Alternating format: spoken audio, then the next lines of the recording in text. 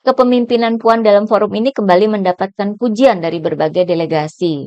Puan disebut menjadi contoh dan inspirasi bagi perempuan dalam perjuangan di bidang politik.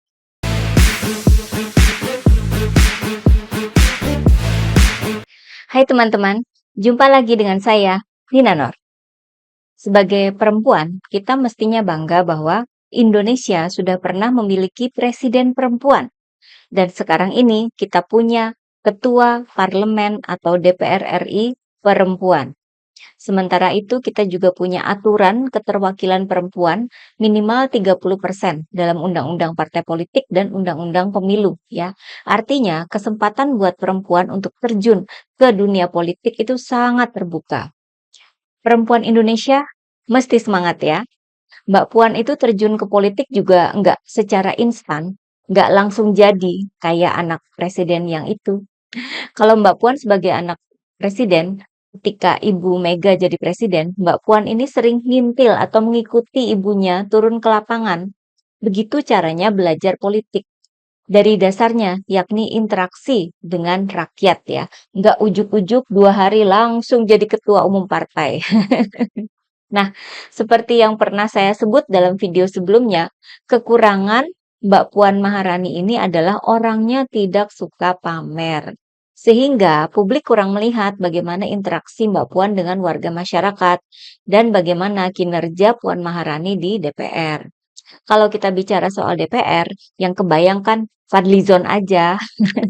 Padahal orang terpenting di DPR itu ya ketuanya Mbak Puan Maharani ya. Perempuan pertama yang menjabat sebagai ketua DPR RI.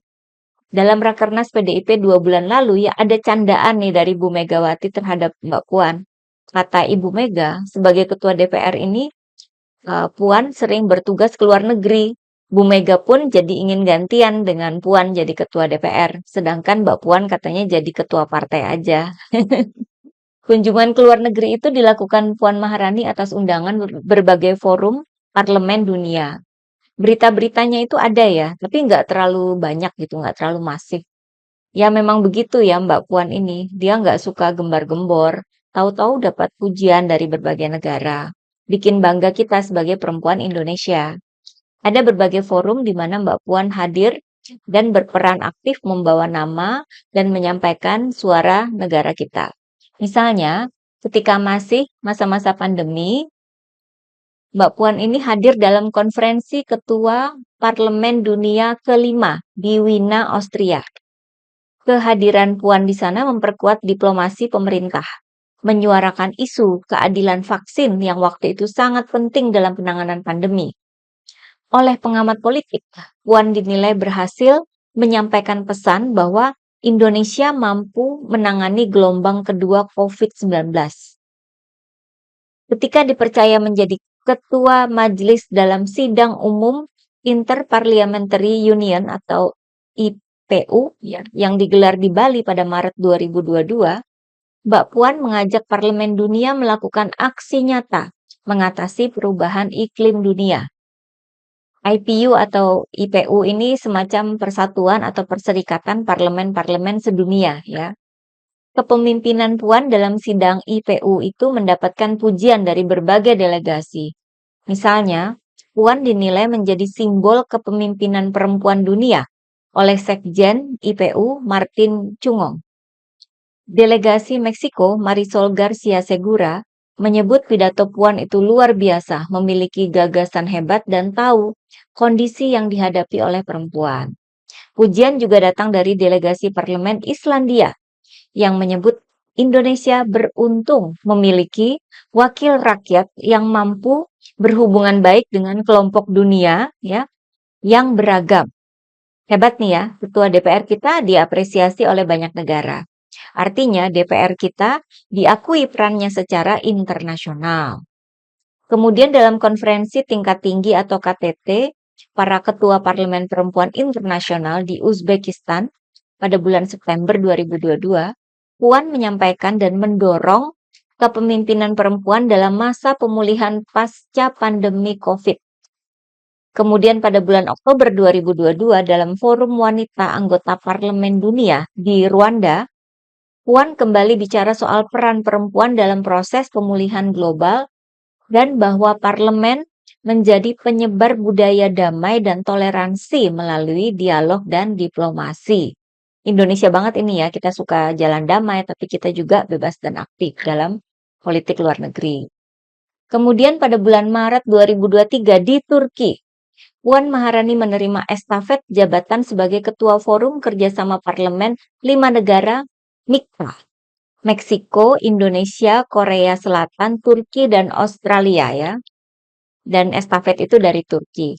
Jadi ada beberapa forum kerjasama antar parlemen dunia ya, yang di Turki ini hanya 5 negara. Waktu itu di sana Puan juga sekalian menyerahkan bantuan kemanusiaan pasca gempa Turki. Kemudian pada bulan Agustus 2023, Puan menjadi pemimpin sidang umum ASEAN Interparliamentary Assembly atau AIPA di Jakarta. Dalam forum ini, Puan mengajak para delegasi parlemen negara-negara ASEAN untuk bersama-sama mengedepankan semangat ASEAN Solidarity ya, solidaritas ASEAN ya, bukan Asian value. Lanjut dalam forum KTT Ketua Parlemen negara-negara G20 atau P20 di India, Puan menyampaikan protes karena tidak disinggungnya isu Palestina dalam pernyataan bersama P20 waktu itu. Padahal isu itu juga sama pentingnya dengan konflik di Ukraina, agar berimbang maksudnya ya. Dalam tahun ini, bulan Maret lalu, ketika bicara dalam KTT Ketua Parlemen Perempuan Dunia di Prancis, Puan mengajak para anggota parlemen perempuan di dunia untuk berperan dan membantu mengakhiri konflik, seperti konflik di Ukraina dan Gaza ya. Pada bulan yang sama, di Swiss, dalam sidang umum Parlemen Dunia IPU, Puan juga membawa isu perdamaian dunia, mengajak parlemen dari seluruh dunia untuk berperan dan secara kolektif membangun perdamaian dunia. Kemudian pada bulan Mei lalu, Puan kembali hadir di forum MIKTA, ya, Parlemen 5 Negara. Kali ini di Meksiko. Dalam kesempatan itu, Puan bicara tentang perdamaian dunia, kesetaraan gender, dan ekonomi berkelanjutan. Lalu dalam forum air dunia di Bali pada akhir Mei lalu, Puan hadir membuka pertemuan antar parlemen dunia. Saat itu Puan menekankan pentingnya akses terhadap air bersih dan pentingnya mengatasi krisis air secepat mungkin. Dan beberapa hari lalu, kepemimpinan Puan dalam Forum Kerjasama Parlemen Internasional kembali menuai pujian. Hari Kamis lalu, tanggal 25 Juli ya, Indonesia Pacific Parliamentary Partnership atau IPPP atau Forum Kerjasama Parlemen Indonesia Pasifik dibuka di Jakarta. Ini antara Indonesia dengan negara-negara Pasifik ya, seperti Tonga, Mikronesia, Papua Nugini, Tuvalu, Kiribati, dan Republik Fiji, dan lain-lain. Itu negara yang kecil-kecil gitu. Yang dibahas itu soal perubahan iklim hingga Papua. Kepemimpinan Puan dalam forum ini kembali mendapatkan pujian dari berbagai delegasi. Puan disebut menjadi contoh dan inspirasi bagi perempuan dalam perjuangan di bidang politik. Apalagi Puan juga bicara tentang isu pemberdayaan perempuan, yakni bagaimana meningkatkan partisipasi perempuan di dunia politik dan untuk memegang jabatan publik ya. Negara lain pasti kagum ya sama Mbak Puan yang sanggup memimpin ratusan anggota parlemen di Indonesia ya.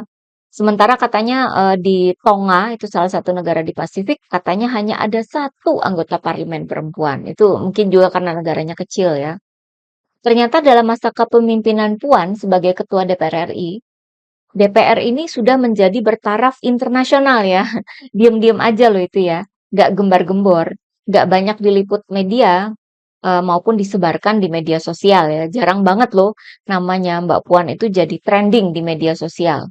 Padahal banyak yang sudah dilakukan oleh Mbak Puan dalam hubungannya dengan dunia internasional, memberikan citra positif terhadap demokrasi di Indonesia.